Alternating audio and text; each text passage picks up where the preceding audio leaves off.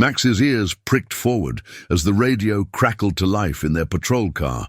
"Unit 47, we need you at Piedmont Park. Possible vagrant disturbance near the old war memorial."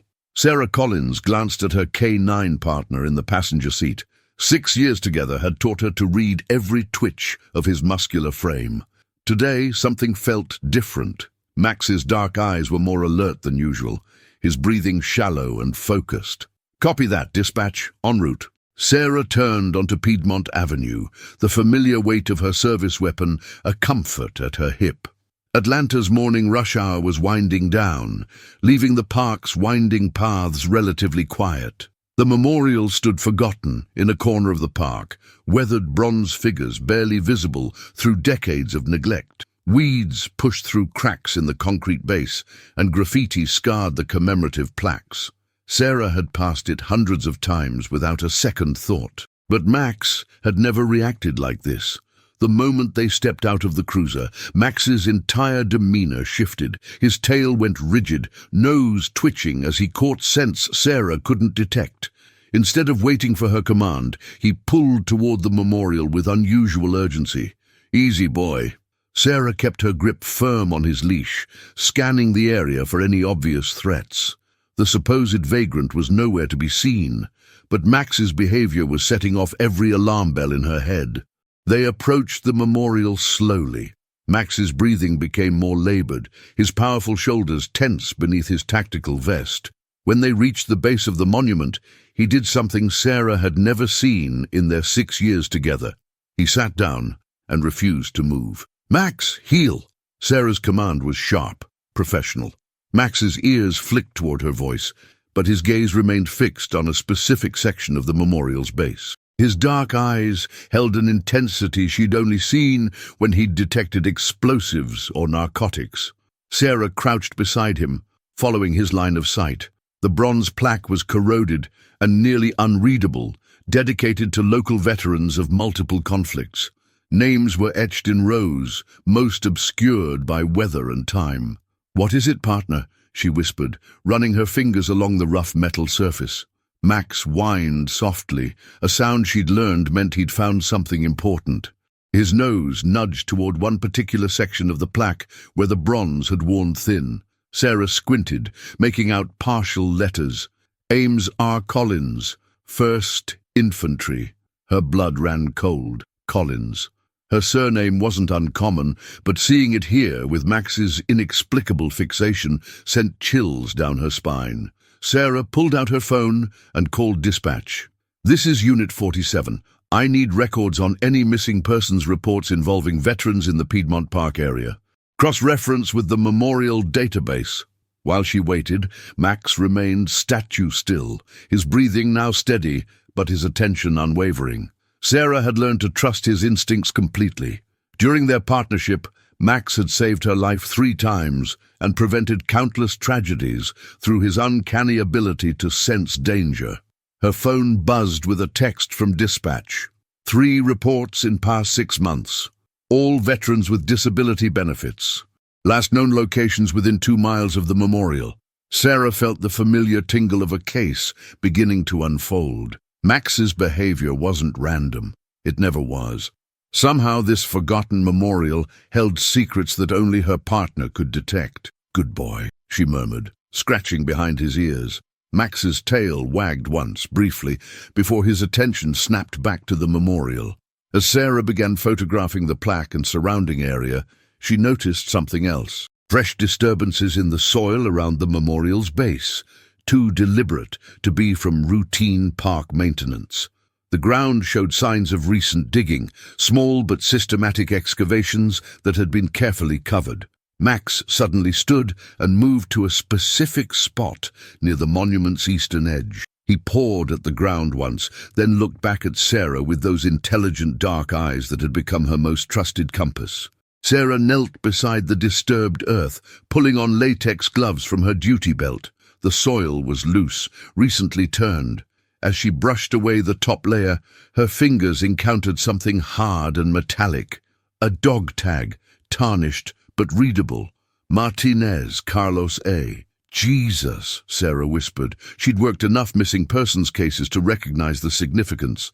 Dog tags weren't something veterans casually discarded, especially not buried in the ground near memorials. Max's behavior intensified. He moved to another spot about 3 feet away and repeated the same pawing motion. Sarah followed, finding another shallow burial site. This time, her fingers found a military issue watch, its band worn but intact. Her radio crackled again. "Unit 47, what's your status?" Sarah looked at Max, whose attention had shifted to a third location near the memorial's base. "Dispatch. I need a forensics team at Piedmont Park War Memorial. Possible evidence of multiple crimes. And get me everything you can on missing veterans in the Atlanta metro area." The weight of discovery settled on her shoulders. This wasn't a vagrant disturbance. It was something far more sinister. And somehow, Max had known exactly where to look. As she secured the scene and waited for backup, Sarah watched her partner continue his methodical search around the memorial's perimeter. His movements were precise, deliberate, as if he was following a scent trail only he could detect. "How did you know, boy?" she asked softly.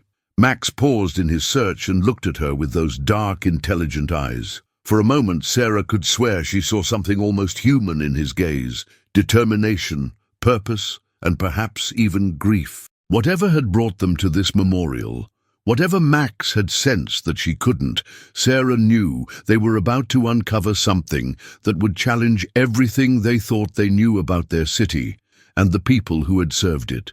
The forensics team had been working the memorial site for 3 hours when Detective Mike Rodriguez approached Sarah with a grim expression. Max lay at her feet, still alert, but finally willing to rest, after his methodical search had yielded 7 distinct burial sites around the monument's perimeter. "What we found doesn't make sense," Rodriguez said, holding up evidence bags containing the recovered items. "Personal effects from at least 5 different veterans, all buried within a 10-foot radius of this memorial.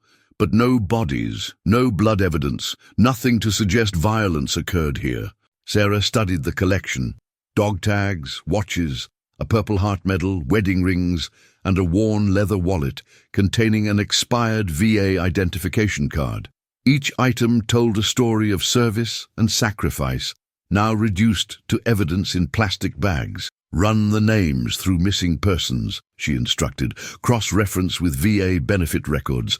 I want to know everything about these men." Max suddenly lifted his head, ears rotating toward the park's main entrance. Sarah followed his gaze and spotted a middle-aged man in a rumpled suit, walking purposefully toward them. Something about his approach made Max's hackles rise slightly. "Officer Collins?" The man extended his hand as he reached the crime scene tape. "I'm David Brennan, Administrator for Regional Veterans Affairs. I heard there was some kind of disturbance involving veteran memorabilia." Sarah shook his hand, noting the man's soft grip and nervous energy. "More than a disturbance, Mr. Brennan. We've recovered personal effects from multiple missing veterans. I'll need access to your files on these individuals." Brennan's face paled slightly as he glanced at the evidence bags. "Of course, anything to help. Though I should mention, we've had some administrative challenges lately. Computer system upgrades, staffing changes. Some records might be difficult to locate immediately." Max stood slowly, his dark eyes fixed on Brennan with an intensity that made Sarah take notice. Her partner's instincts about people were usually spot on, and right now, every line of his body language screamed distrust. "I'll need those records by tomorrow morning," Sarah said firmly. "And I want a list of all veterans who've missed recent benefit appointments or check-ins." "Certainly."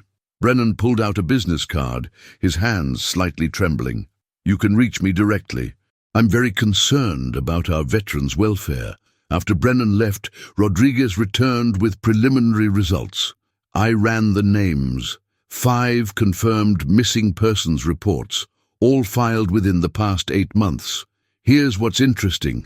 Every single one was receiving substantial disability benefits or military pensions. We're talking significant monthly payments." Sarah felt pieces of a puzzle beginning to form in her mind. "What kind of substantial?" Anywhere from 3 to 5,000 a month. One guy, Thomas Chen, was getting over 7 grand due to severe PTSD and combat injuries. Rodriguez handed her the files. All of them lived alone, limited family contacts, perfect targets for someone looking to exploit vulnerable veterans. Max approached the memorial again, his behavior more controlled now, but still focused. Sarah watched as he sniffed carefully around the base where they'd found the first dog tag. His methodical searching pattern wasn't random. He was following some kind of trail. "Max, what are you picking up that we're not seeing?" Sarah murmured, joining him at the memorial.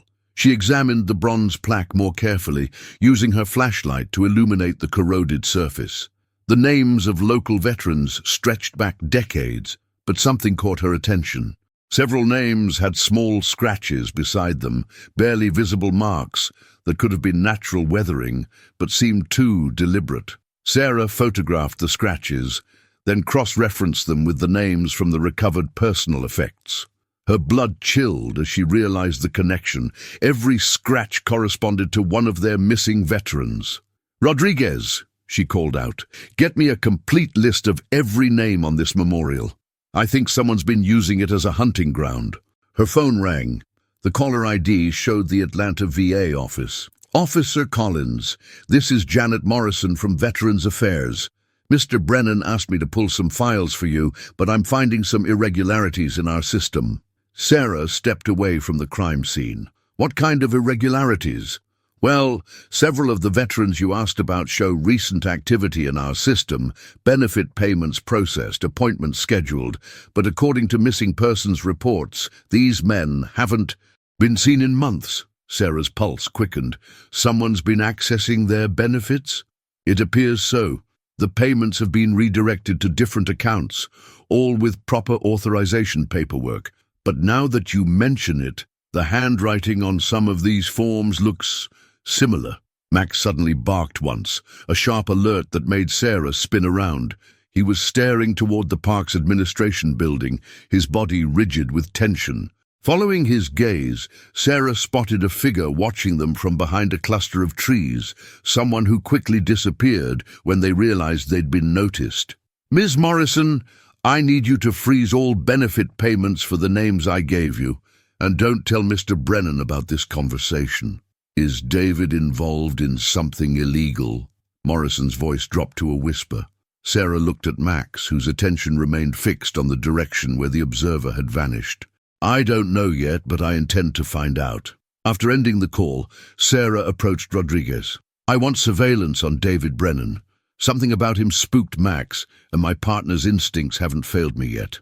Rodriguez nodded, then gestured toward the memorial. "The forensics team found something else.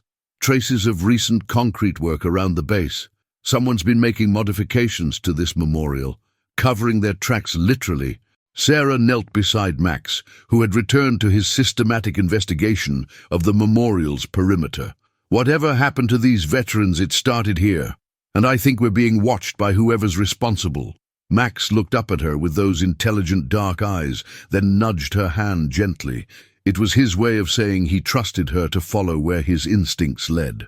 As the sun began to set over Piedmont Park, Sarah realized they weren't just investigating missing persons anymore. They were hunting predators who had turned a sacred memorial into their personal killing ground. Sarah found herself staring at Max's sleeping form in her apartment that night, wondering about the ghosts that haunted her partner. She'd never told anyone the full story of how Max came to work with her 6 years ago, but tonight, with veteran dog tags fresh in evidence bags, the memories demanded attention. Max hadn't started as a police dog. He'd been trained by Sergeant James Miller, a Vietnam veteran who ran a small canine training facility outside Atlanta. Miller had been everything Sarah's father wasn't: patient, encouraging, genuinely caring about the dogs he trained and the officers he served. Sarah remembered the day she'd first met Max. Miller had been lying in a hospital bed, tubes and monitors surrounding him after what doctors called a random mugging gone wrong. But his eyes had held a different truth. "They took everything," Miller had whispered to Sarah during that final visit. My pension, my savings, even tried to get me to sign over the training facility. When I refused, he gestured weakly at his broken body. Miller died 2 days later, and Max had been inconsolable. The dog refused to eat, wouldn't respond to commands from other trainers. Sarah had volunteered to take him, thinking she could help them both heal.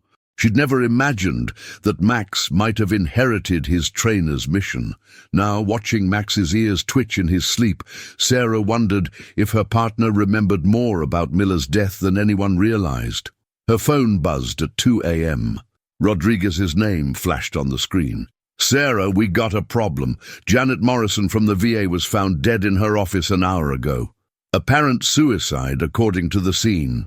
But Sarah was already reaching for her clothes. But what? Her computer was wiped clean, every file you asked her to pull gone. And get this, David Brennan reported the body, says he came into work late and found her. 20 minutes later, Sarah and Max stood in the VA office lobby while crime scene techs processed Morrison's workspace. The woman's body had been removed, but the scene told a story Sarah didn't believe. "Single gunshot to the head," Rodriguez explained quietly. Gun in her hand, typed suicide note on her computer about guilt over administrative errors. Clean as a whistle. Max circled Morrison's desk, his nose working methodically. Unlike at the memorial, his behavior here was agitated, almost angry. He stopped beside Morrison's chair and whined softly, the same sound he'd made at the memorial when he'd found the first dog tag. "She called me at 9 p.m. last night," Sarah said, studying the pristine desk surface. "Said she'd found irregularities in the files. Someone who works here has been stealing veteran benefits, and Morrison figured it out." David Brennan appeared in the doorway, his face appropriately grief-stricken. "Such a tragedy. Janet was under tremendous stress lately, dealing with our system transition. I blame myself for not seeing the warning signs." Max's reaction was immediate and violent. He lunged toward Brennan, stopped only by Sarah's firm grip on his leash. The dog's lips curled back in a snarl Sarah had only seen when facing armed suspects. "Control your animal, officer," Brennan said, stepping back nervously. "He's never reacted to anyone like this," Sarah replied, watching Brennan's face carefully. "Dogs can sense things humans miss: guilt, fear, deception." Brennan's composure cracked slightly. "Are you suggesting I had something to do with Janet's death? That's absurd." Sarah didn't answer directly. Instead, she studied the office layout, noting the multiple security cameras and the electronic keycard system. "I'll need access to all security footage from the past 48 hours and complete employment records for everyone with administrative access." After Brennan reluctantly provided the access codes, Sarah spent the next hour reviewing surveillance footage while Max continued his methodical investigation of the office. What she found confirmed her suspicions. The cameras showed Morrison working alone until 11 p.m., long after Brennan claimed to have discovered her body. More damning, the footage revealed Brennan entering the building at 10:30 p.m., not the 1 a.m. time he'd reported to police. Max suddenly barked once and pawed at Morrison's desk drawer. Sarah opened it to find something the crime scene team had missed, a small digital recorder tucked beneath a stack of papers. The recording was brief but devastating. Morrison's voice clearly frightened. "David, I know what you've been doing. The benefit redirections, the forged documents, everything. Those veterans didn't just disappear. You killed them, didn't you? Just like you killed Sergeant Miller 6 years ago." Brennan's voice was ice-cold in his response. "Janet, you should have minded your own business. Some secrets are worth killing for." Sarah's blood froze. Miller, Max's original trainer. The connection she'd suspected was real. Max had been hunting his trainer's killer for 6 years, waiting for the right moment, the right evidence. His behavior at the memorial, his reaction to Brennan, his unerring ability to find evidence. It all made sense now. "Good boy," Sarah whispered, scratching behind Max's ears. "You knew all along, didn't you?" Max looked up at her with those intelligent, dark eyes, and Sarah saw something that made her heart ache. This wasn't just about justice for missing veterans. This was personal.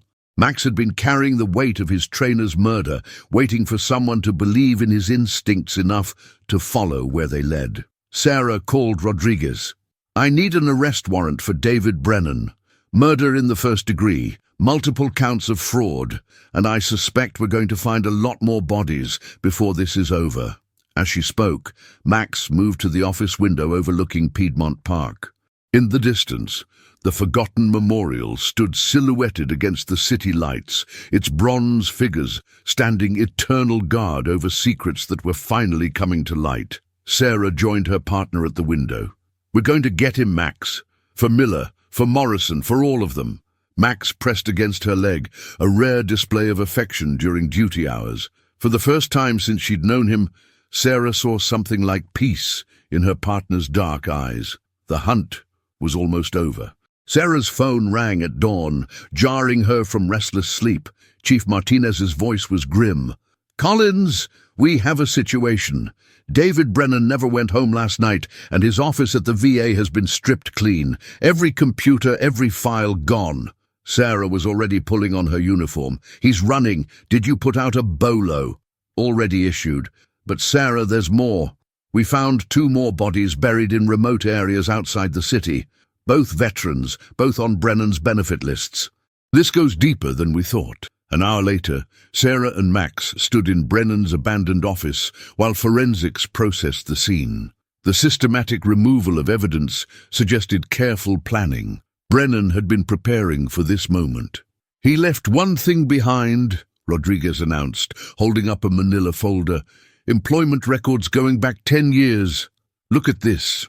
Sarah examined the documents, her blood chilling as she read. Brennan hadn't worked alone. The conspiracy included a network of VA employees, private contractors, and even some local law enforcement officials. Names she recognized, people she'd trusted. Max suddenly alerted to something near the window, his body going rigid. Sarah followed his gaze and spotted a figure in the parking lot below, a man in a VA uniform photographing their vehicles with a telephoto lens. "Rodriguez, we've got surveillance," Sarah said, but by the time she reached the window, the man had vanished. Her radio crackled. "All units, shots fired at Piedmont Park Memorial. Multiple suspects, officer down." Sarah's heart stopped. The memorial, the center of everything they'd discovered. "This is Unit 47, en route."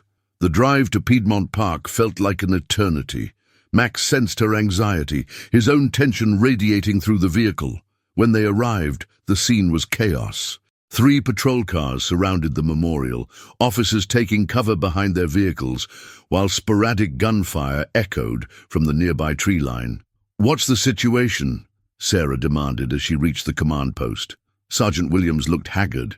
Officer Jenkins was processing evidence at the memorial when 3 armed suspects opened fire. "We think they were trying to destroy something buried there. Finish cleaning up their mess." Max was already straining toward the memorial, despite the active shooter situation. Sarah trusted his instincts, but sending him into crossfire went against every protocol. "I need covering fire," she told Williams. "Max knows where the evidence is buried. If we don't secure it now, we lose everything." Williams nodded grimly. "On my mark." The next few minutes blurred together in controlled chaos.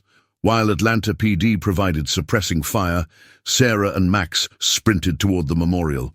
Bullets whined overhead as Max led her to a specific section of ground they hadn't excavated the day before.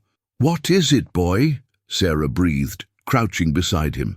Max pawed frantically at a particular spot. Sarah began digging with her hands, ignoring the firefight around them. Her fingers struck something hard, a metal box buried just beneath the surface.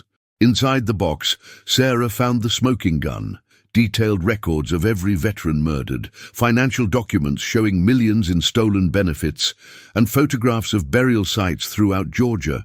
But most damning of all was a ledger in Brennan's handwriting, documenting each killing with clinical precision. "Target acquired!" came a voice behind her. Sarah spun to find David Brennan emerging from the tree line, assault rifle aimed directly at her. His eyes held the cold calculation of a predator, cornered but still dangerous. "You should have left it alone, Officer Collins," Brennan said, his voice eerily calm, despite the gunfire continuing around them. "These men were already broken, forgotten by the country they served. I simply made their suffering profitable." Max crouched low, every muscle coiled for attack. Sarah could see her partner calculating distance and angles, waiting for the right moment. "Sergeant Miller trusted you," Sarah said, buying time while positioning herself between Brennan and the evidence box. "He trained dogs to serve and protect, and you murdered him for his pension money." Brennan's laugh was bitter. "Miller was a fool, living in the past, obsessed with honor and duty. The world moved on, but he couldn't, just like all the others." "How many?" Sarah demanded. "How many veterans did you kill?" 23 over the past 6 years. Each one carefully selected, isolated, vulnerable, worth enough to make the risk worthwhile. Brennan's finger tightened on the trigger. "And now you and your mutt are going to join them." The shot rang out, but it wasn't from Brennan's rifle. Max had launched himself at the same instant. Sarah dove sideways, and Rodriguez's sniper round took Brennan's center mass. The VA administrator crumpled to the ground, his weapon clattering away across the memorial's concrete base. Sarah rushed to check Brennan's pulse, while Max stood guard, his dark eyes never leaving the fallen man. "He's alive! Get me a medic!" As paramedics worked to stabilize Brennan, Sarah secured the evidence box. Inside, along with the financial records, she found something that made her throat tighten. A photograph of Sergeant Miller with a young Max, both of them smiling at the camera during training. "Your trainer would be proud," Sarah whispered to Max, who was sitting calmly beside the memorial now, his duty finally complete. Rodriguez approached with an update. "We got 2 of the other shooters. Third one escaped, but we'll find him. And Sarah, that evidence box just broke this case wide open. We're looking at the largest veteran fraud scheme in Georgia history." Sarah looked at the memorial, its bronze figures standing watch over secrets that were finally exposed. The names scratched into the plaque told a story of systematic murder disguised as random disappearances. 23 families are going to get answers," she said, stroking Max's head. 23 veterans are going to get justice." Max looked up at her with those intelligent dark eyes, and for the first time since she'd known him, Sarah saw something that looked like relief. The weight he'd carried for 6 years was finally lifting. But as sirens wailed and crime scene tapes surrounded the memorial, Sarah knew their work wasn't finished. Brennan was just one part of a larger network, and somewhere out there, other predators were still hunting vulnerable veterans. The memorial might have given up its secrets, but the war for justice was just beginning. The hospital room felt sterile and cold as Sarah stared at David Brennan's unconscious form. 3 days had passed since the shootout at the memorial, and the investigation had exploded into a multi-agency operation spanning 5 states. But Brennan remained the key to everything, and he wasn't talking. "Doctor says he'll pull through," Rodriguez informed her as they stood outside the ICU. "Bullet missed all vital organs. He'll be conscious soon." Sarah's phone buzzed with an encrypted message from FBI agent Lisa Torres, who'd taken over the federal aspects of the case. "Collins, need you at the VA office immediately. We found something."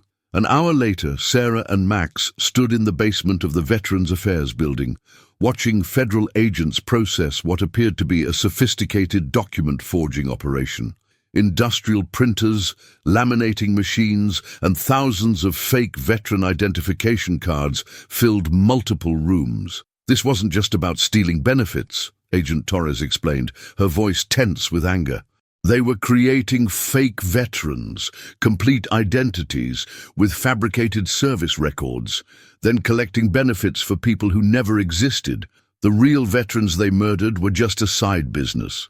Max moved through the basement with renewed purpose, his nose working overtime in the chemical-heavy environment. Near a large filing cabinet, he alerted with the same intensity he'd shown at the memorial. Sarah opened the cabinet to find rows of files containing photographs, personal information, and what appeared to be surveillance reports on hundreds of veterans throughout the Southeast.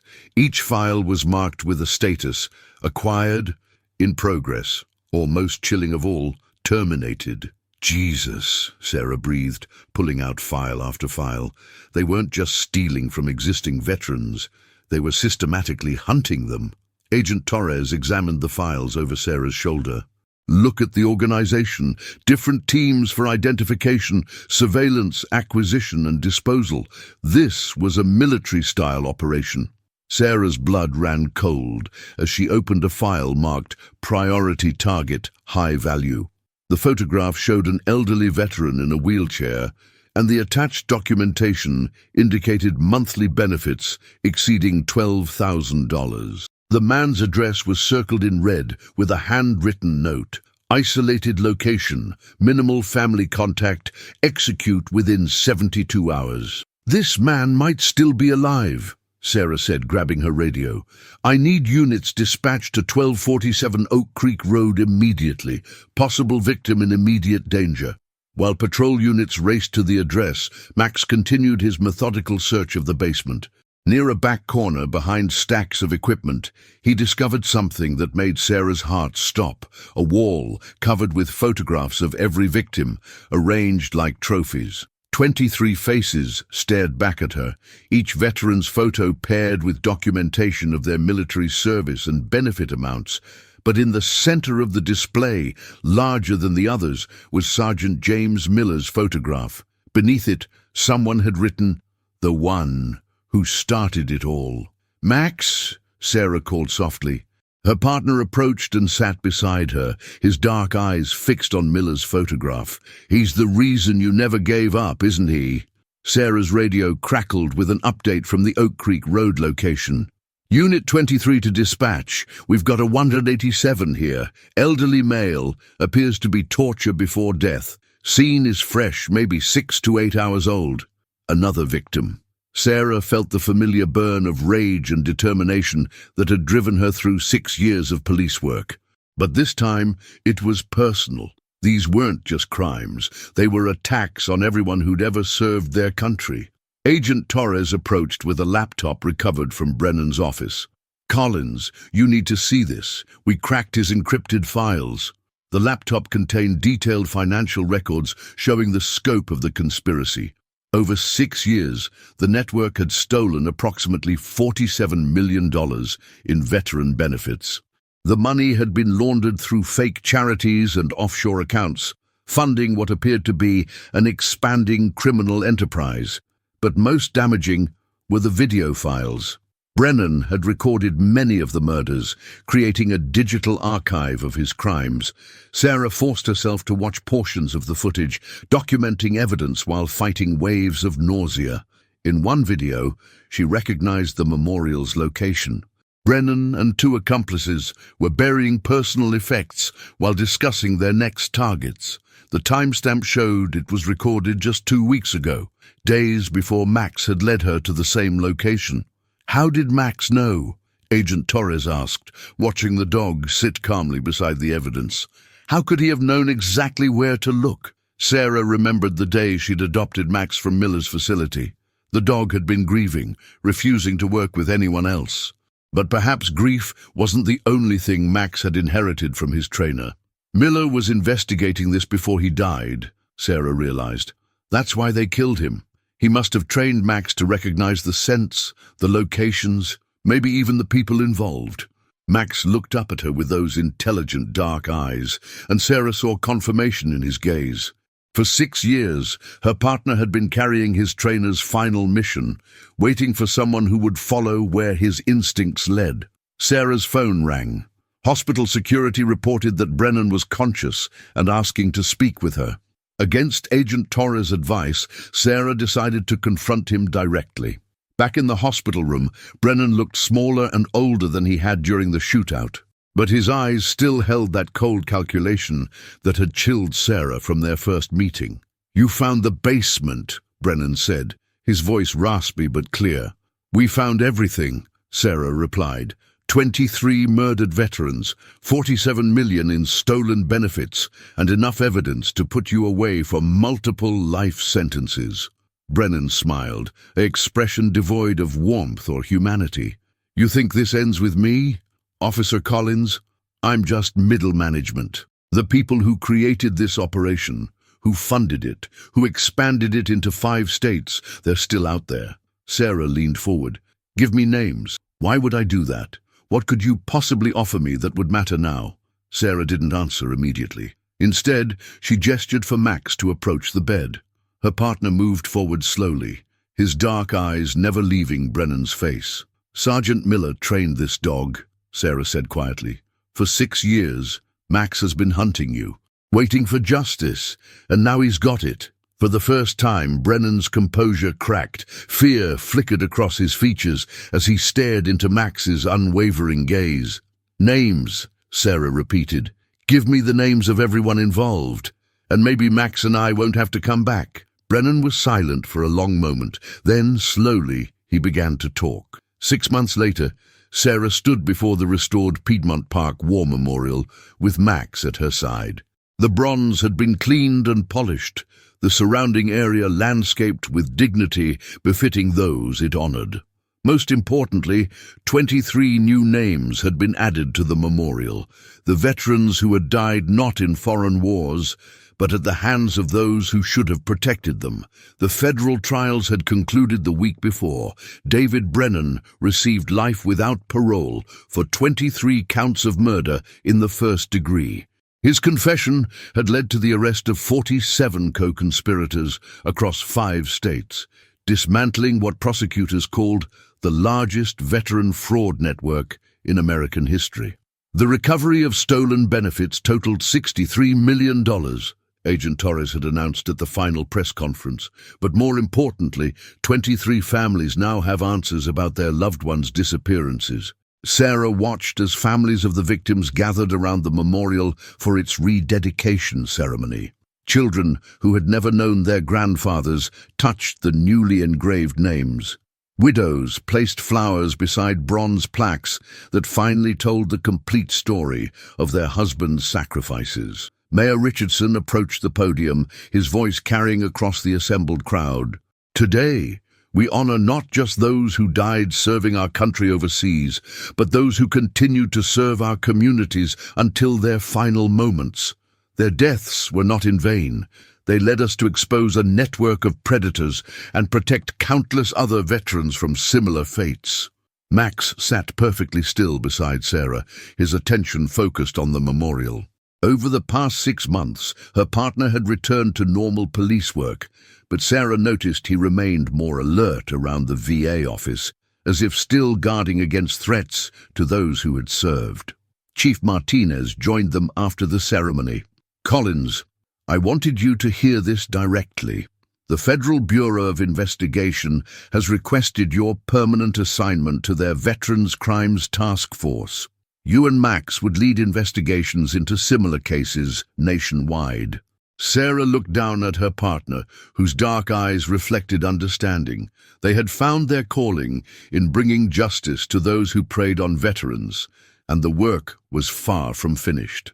We'll take it, Sarah replied, but we want to maintain our connection to Atlanta PD. This is where Miller trained Max, where this all started. It feels right to keep that base. Later that evening, Sarah sat in her apartment reviewing case files from other cities, suspicious veteran disappearances that might be connected to copycat operations. Max lay at her feet, but his attention kept drifting to a framed photograph on her bookshelf. The picture showed Sergeant James Miller with a young Max during training, both of them looking directly at the camera with expressions of determination and purpose. Sarah had found it among Miller's personal effects, donated by his estate after the trials concluded. You did it, boy, Sarah said softly, reaching down to scratch behind Max's ears. You got justice for Miller and all the others. Max looked up at her with those intelligent dark eyes, and Sarah saw something she'd never seen before: complete peace. The weight he'd carried for 6 years was finally gone, replaced by a sense of mission accomplished. Her phone buzzed with a text from Agent Torres. New case in Birmingham. 3 missing veterans. Similar pattern to Atlanta. When can you and Max be there? Sarah smiled, looking at the photograph of Miller and Max one more time. The sergeant had trained his dog to serve and protect, to never give up on those who needed help. In a way, Miller's final mission was still continuing through Max's unwavering dedication to justice. What do you think, partner? Sarah asked. Ready to help some more veterans? Max stood and moved to the door, his tail wagging once, his signal that he was ready for whatever came next. 3 hours later, Sarah and Max were on I-20 heading toward Birmingham, their vehicle loaded with case files and equipment. In the passenger seat, Max stared ahead with focused intensity, his dark eyes reflecting the highway lights like a guardian spirit watching over America's forgotten heroes. The memorial in Piedmont Park now stood as a testament to more than just military service. It honored the truth that some battles continue long after the war's end, fought by those who refuse to let injustice triumph over honor. As they drove through the Georgia night, Sarah reflected on how a forgotten war memorial had led them to uncover one of the most heinous crimes she'd ever encountered. But it had also shown her the power of persistence, the importance of listening to instincts, and the unbreakable bond between partners who trust each other completely. Max shifted in his seat, and Sarah could swear she saw him glance back toward Atlanta one final time, as if acknowledging the city where he'd finally found justice for his fallen trainer. "Good boy," Sarah whispered. "Miller would be proud." Max settled back into his seat, ready for whatever challenges awaited them in Birmingham. The work of protecting veterans would never truly end, but as long as there were officers like Sarah Collins and canine partners like Max, willing to follow the truth wherever it led, those who had served their country would always have guardians watching over them.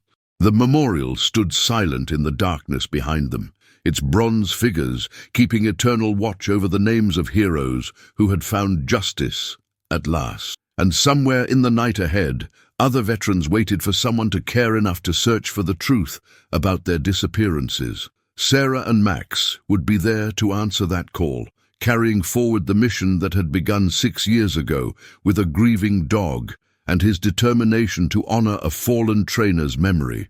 The memorial that didn't lie had shown them the way forward, and they would follow that path wherever it led.